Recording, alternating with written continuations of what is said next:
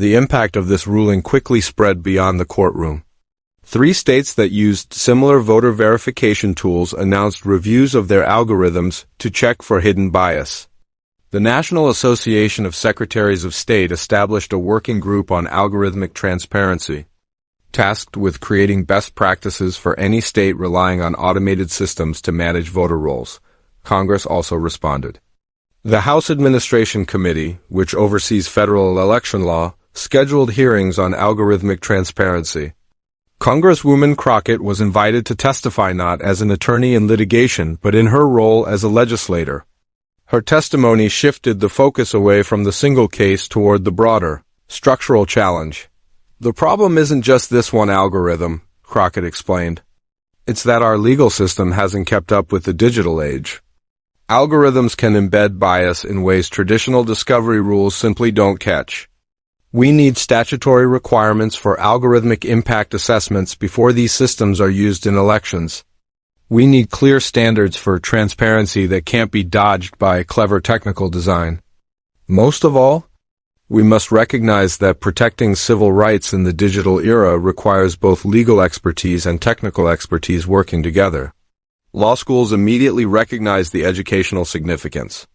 Several leading institutions launched new courses on technical advocacy for civil rights, giving future lawyers the skills to evaluate algorithms, request the right data in discovery, and recognize when discrimination is being hidden behind code.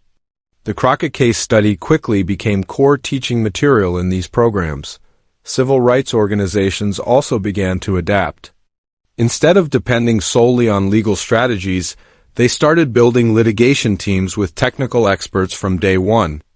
The NAACP Legal Defense Fund even created a specialized algorithmic justice initiative to identify and challenge discriminatory automated systems in voting rights cases. For Congresswoman Crockett, the case demonstrated something deeply personal, the power of combining law and technology to advance civil rights. In interviews months later, she reflected, technical systems are increasingly shaping decisions about fundamental rights. If advocates don't understand both the legal and the technical sides, they risk missing how discrimination is embedded in design. What this case showed is that technical understanding doesn't just provide evidence, it shapes legal strategy. Knowing what to request in discovery, spotting what's missing, and understanding how systems can conceal bias, these skills are now essential for civil rights enforcement. Even Judge Howell later acknowledged the lesson.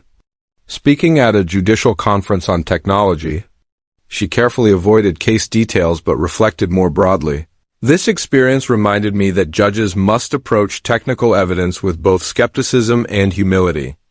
We cannot assume our first instincts are correct when facing complex systems. Most importantly, the judiciary has a duty to ensure that technological complexity never becomes a shield against accountability. That requires ongoing judicial education and serious attention to expert testimony, especially in cases affecting fundamental rights. 1 year after that dramatic hearing, the ripple effects were clear. The state replaced its voter verification program with a new system that included public, algorithmic impact assessments and regular bias audits. Thousands of improperly purged voters were restored to the rolls. Most importantly, the Department of Justice implemented new national requirements mandating full algorithmic transparency in voting rights litigation, ensuring such concealment could never happen. Again, legal commentators summed it up best. Some of the most important developments in civil rights don't come from Supreme Court rulings, but from moments when determined advocates expose injustices that might otherwise stay hidden.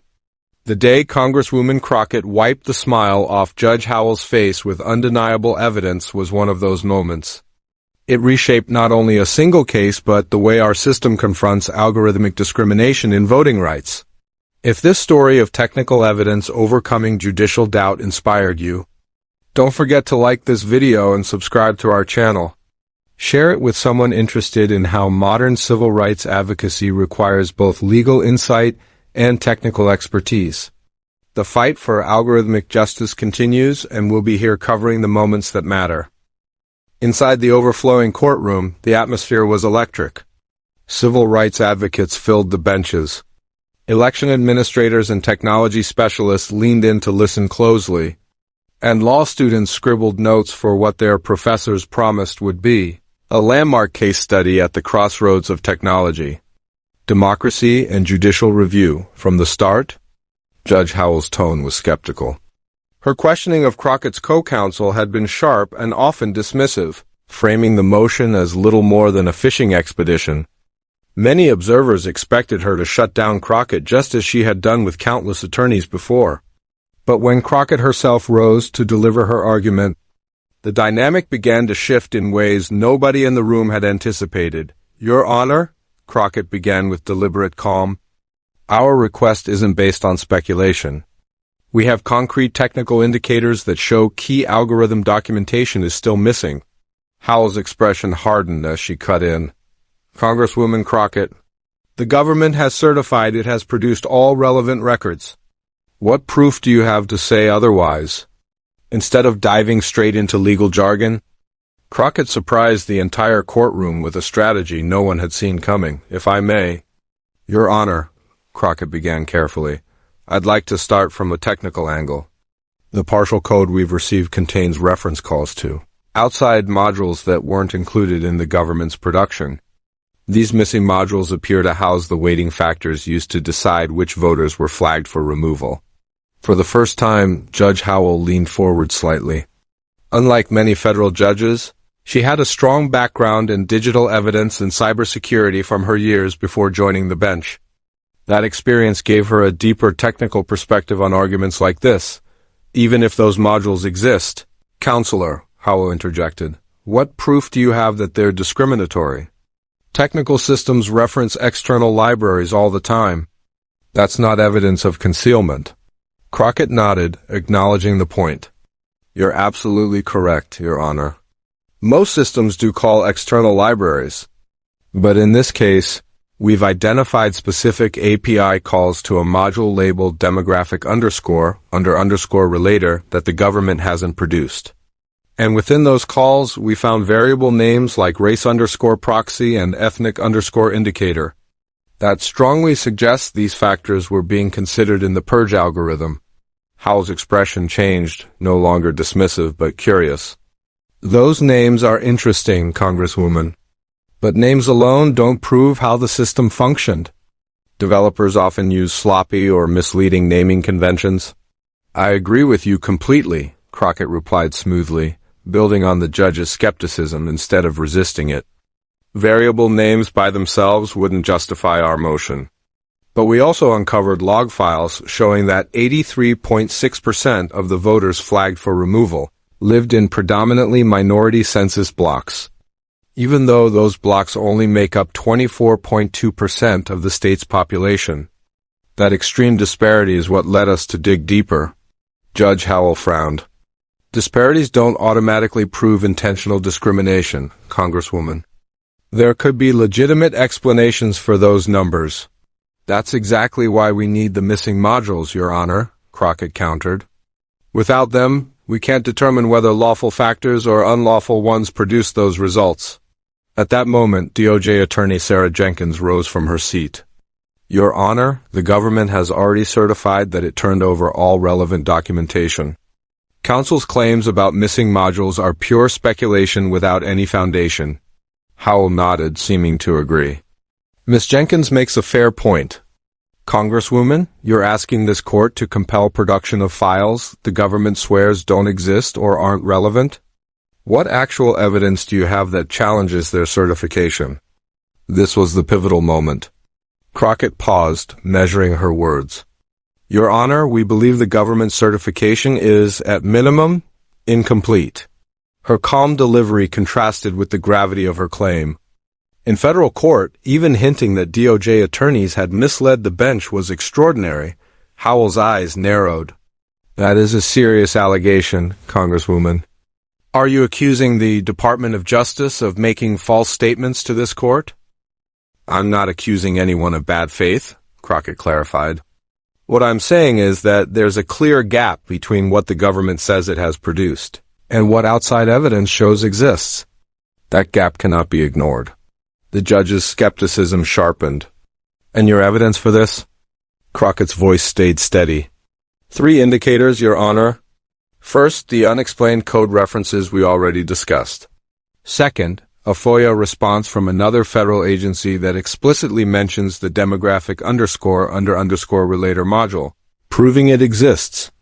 And third and most important, emails between developers discussing the need to move demographic weighting factors into an external module for compliance purposes.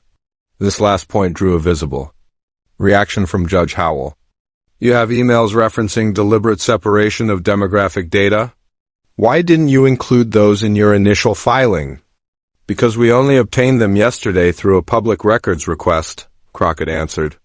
They were not part of the government's discovery production, even though they clearly fall within our request. Jenkins immediately jumped back to her feet.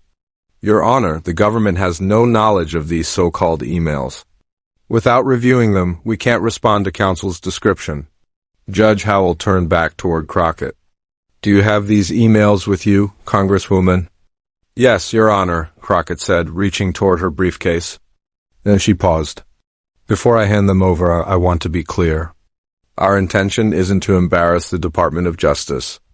Our only goal is to ensure full discovery of the algorithmic components directly tied to our claims. Howell's patience was wearing thin. Let's see these emails, Counselor. It was in that very moment right before Crockett unveiled the records that she made an assertion so bold, so unlikely that Judge Howell herself broke into laughter. Your Honor, Crockett said steadily. These emails indicate that certain modules were deliberately excluded from discovery in this case and others like it to block any examination of how demographic factors influence voter purge decisions. That was the moment Judge Howell laughed. A short, sharp chuckle that broke the seriousness of her courtroom and violated typical judicial decorum. With a smirk, she said, Counselor, that sounds like a conspiracy theory. The government doesn't hide evidence. Discovery rules exist for a reason. The laugh was brief but unforgettable. It was a clear message that the judge viewed Crockett's claim not just as weak, but ridiculous enough to crack her normally controlled demeanor. The courtroom went silent. Dozens of eyes turned toward Congresswoman Jasmine Crockett, who stood perfectly still at the podium, her face calm and unwavering in the face of the judge's dismissal. Your Honor, Crockett replied evenly. I'd like to present Exhibit C. From her briefcase, she pulled a manila folder and handed it to the court clerk. Judge Howell began flipping through the contents, and the transformation was immediate. The dismissive smile vanished. Her brows furrowed as she scanned page after page, sometimes rereading a line as disbelief spread across her face. The entire courtroom sat frozen in silence. Every turn of the page built more tension. After only 2 minutes, though it felt much longer, Judge Howell looked up sharply at the DOJ attorney. Ms. Jenkins, are you familiar with these communications? The government lawyer looked genuinely baffled. No, Your Honor. As I stated earlier, we have no knowledge of these emails. The judge's voice was suddenly serious, stripped of all sarcasm. These appear to be internal communications between the developers of the voter verification system and legal counsel. They explicitly discuss, quoting, directly segregating demographic weighting factors into standalone modules that would not be included in standard discovery productions. She flipped another page. Here, another email refers to maintaining technical deniability about the race correlator algorithm. The DOJ attorney's face drained of color. Your Honor, this is the first I'm hearing of these communications. The department would never condone. Ms. Jenkins, Howell interrupted, her voice cutting like steel. I understand that you personally may not have known, but these emails use government domains. Several recipients are attorneys within your own department. Turning back toward Crockett, the judge's tone had completely shifted. Congresswoman, when and how did you obtain these documents? Through a state-level public records request to the Secretary of State's IT department, Crockett explained. They were produced just yesterday. It appears state employees weren't aware these communications had been withheld from the federal discovery production. Judge Howell picked up another sheet from the folder. Her expression darkened. This email refers to creating, and I quote, alternate documentation for litigation purposes, omitting any mention of the demographic correlator. Congresswoman, do you believe this so-called alternate documentation is what was given to you in discovery? Yes, Your Honor, Crockett answered without hesitation. The file checksums in these emails match exactly with the discovery files provided to us. But those checksums differ from the original technical specifications referenced elsewhere in the chain. The judge slowly removed her glasses, a gesture familiar to attorneys who knew it signaled deep concern. Setting the documents down, she said firmly, "The court will take a 15-minute recess. Miss Jenkins, you are to contact your supervisors immediately." Congresswoman Crockett, I will need authenticated copies for the record. As Judge Howell rose from the bench, the shift in atmosphere was unmistakable. The laughter and dismissiveness were gone. Her expression was grave, reflecting the weight of potential discovery misconduct now looming over the case. When court reconvened, the tone was completely different. Judge Howell's words were measured but unmistakably serious. Based on my preliminary review of Exhibit C, I have substantial concerns about the completeness of the government's discovery productions. These communications strongly suggest the deliberate withholding of technical documentation central to the plaintiff's discrimination claims. Her gaze locked on the DOJ attorney. Ms. Jenkins, I understand you've consulted with your supervisors. What is the government's position on these documents? The attorney stood, visibly shaken. Your Honor, the department takes this matter extremely seriously. We've begun an internal review to determine how such communications could have been omitted. Until that review is complete, we cannot comment on their authenticity or context. That's not enough, counsel, Howell shot back firmly. These records don't suggest oversight. They suggest intentional concealment. Does the government dispute their authenticity? We cannot confirm or deny authenticity at this time, Your Honor. We need to review. Howell cut her off, her patience gone. I'm not asking for a full investigation right now. I'm asking whether you have any immediate basis to dispute the authenticity of emails sent to and from government domains. Discussing government systems, with government attorneys included in the chain. The attorney hesitated. No immediate basis, Your Honor? But then the court will proceed on the presumption that these emails are authentic unless proven otherwise, Howell said flatly, turning back to Crockett. Judge Howell leaned forward slightly. Congresswoman, what specific relief are you requesting in light of these disclosures? Remaining calm and solution-focused, Crockett responded with precision. Your Honor, we ask for 3 remedies. First, the immediate production of all modules referenced in these emails, particularly the demographic correlator module. Second, permission to depose the individuals identified in these communications to understand the full algorithm architecture. Third, in light of the clear attempt to withhold critical evidence, we request the court appoint an independent technical expert to review the system for discriminatory features. Judge Howell considered the request carefully, then nodded. Those requests appear reasonable under the circumstances. Turning to the government's attorney, she asked, Ms. Jenkins, do you require time to respond? Yes, Your Honor, Jenkins replied nervously. Given the seriousness of these allegations, we request 14 days to investigate and prepare a response. The judge's expression showed immediate disapproval. 14 days is far too long. The government will have 3 business days to verify the existence of these modules and begin producing them. Regarding the independent technical expert, I am inclined to grant that immediately. Her voice was firm and deliberate. Let me make this absolutely clear to all parties. This court takes discovery obligations with the highest seriousness. If there has been intentional withholding of evidence, those responsible will face significant consequences. Turning back toward Crockett, Judge Howell's tone softened slightly. Congresswoman, the court appreciates your diligence in pursuing this matter.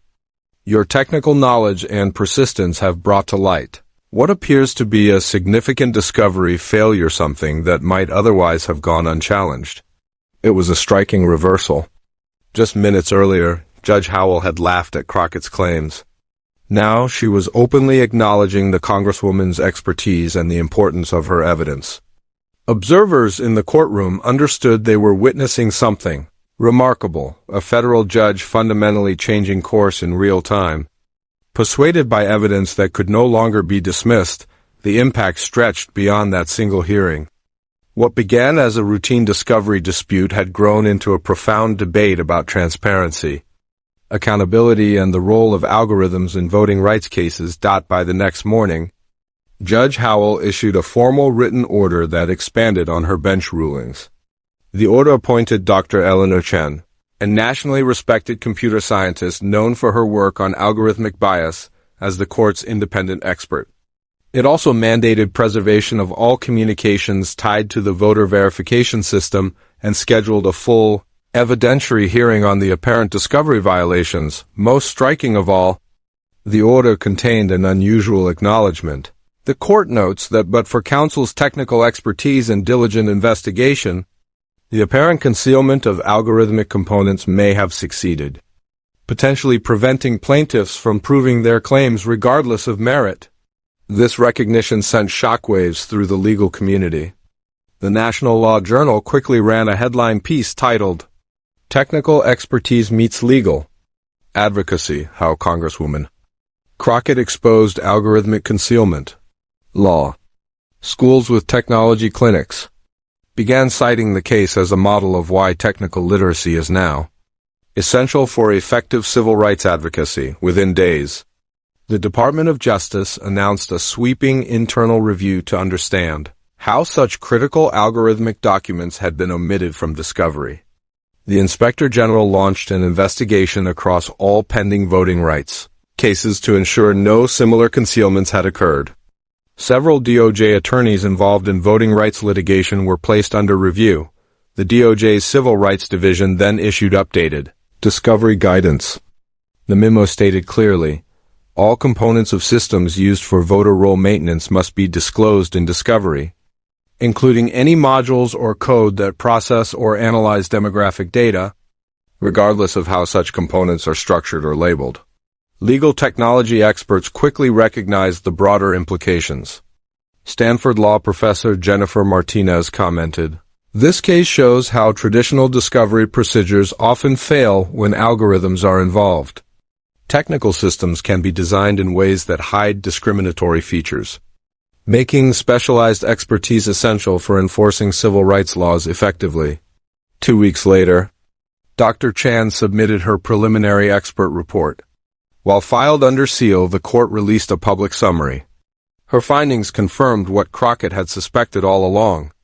The so-called demographic uncorrelated module embedded in the system contained weighting factors that disproportionately targeted minority voters for removal. The report revealed the algorithm assigned higher removal scores to individuals with naming patterns common in certain racial and ethnic groups, and to voters who had moved between minority neighborhoods. These variables were not labeled explicitly by race, but functioned as proxies that produced racially disparate outcomes. Dr. Chan's findings transformed the entire case. What had started as a discovery dispute now evolved into substantive evidence of discriminatory practices, evidence that could shape the future of voting rights enforcement nationwide. Judge Howell soon issued a preliminary injunction stopping the voter purge program in its tracks. She also ordered the reinstatement of voters who had already been removed through the algorithm. In her written opinion, she directly cited Crockett's technical analysis, noting, as correctly identified by plaintiff's counsel, the algorithm structure deliberately separated neutral-appearing functions from hidden modules, containing proxy variables tied to race and ethnicity. This architecture seems designed not only to disguise the system's discriminatory effects, but potentially its discriminatory intent as well. The courtroom of the U.S. District Court for the District of Columbia was packed and tense. A hush fell over the room, though the sound of Judge Beryl Howell's dismissive laugh still seemed to linger against the polished mahogany walls. All attention turned toward Congresswoman Jasmine Crockett, standing tall at the podium, her face calm and unshaken. Just moments earlier, Judge Howell, former chief judge of one of the nation's most powerful federal courts, had openly laughed at Crockett's claim that the government was concealing critical evidence in a nationally significant voting rights case. Counselor, Howell had remarked with a smirk, that sounds like a conspiracy theory. The government doesn't hide evidence. We have discovery rules for that. The short burst of laughter that followed wasn't just casual, it broke courtroom decorum and sent a loud signal that she considered Crockett's argument not only weak, but laughable. For many, that laugh suggested the case was already over, but Crockett didn't flinch. Instead, she calmly reached into her briefcase and pulled out a single manila folder. Your Honor, she said in a steady voice, I'd like to submit Exhibit C. What happened next stunned the courtroom. Within minutes, Judge Howell's mocking confidence was gone. She halted the proceedings and announced an immediate recess, visibly shaken by the evidence Crockett had introduced. The moment marked a dramatic turning point not only in the case but in Howell's reputation as a judge who prided herself on controlling her courtroom. Before revealing the contents of Crockett's folder, make sure you hit the subscribe button and tap the notification bell. We bring you the most powerful courtroom showdowns, moments the mainstream media ignores, where the stakes are nothing less than democracy itself. The case in front of Judge Howell was no ordinary legal fight. At issue was a controversial voter roll purge that threatened to strip thousands of citizens of their right to vote. Civil rights groups alleged that the purge relied on racially biased algorithms that disproportionately targeted minority voters. State officials flatly denied the claim, insisting the purge was lawful and neutral. Meanwhile, the Department of Justice had stepped in to support the state, arguing there was no proof of intentional discrimination or disparate impact. Judge Beryl, Howell carried enormous weight in this proceeding. Appointed to the federal bench by President Obama in 2010, she later served as chief judge of the D.C. District Court from 2016 to 2023. Her background was equally impressive, a career that included serving as a federal prosecutor, Senate Judiciary Committee counsel, and private practice litigator specializing in complex cases and digital evidence. Known for her razor-sharp intellect, efficiency, and intolerance for unfounded claims, Howell had long been respected across political lines. Her courtroom reputation was clear. She demanded precision, valued order, and had little patience for arguments she deemed speculative. What do you think about how states maintain voter rolls? Are current voting systems transparent enough to balance election security with fair access to the ballot? Share your thoughts in the comments below. We value your voice in this debate. On the opposite side of the courtroom stood Congresswoman Jasmine Crockett, bringing with her an entirely different kind of authority. Before her election to Congress representing Texas's 30th District, Crockett built her career as a fierce civil rights attorney. Her specialty was voting rights and election law, and she had successfully challenged multiple voter suppression laws across the country.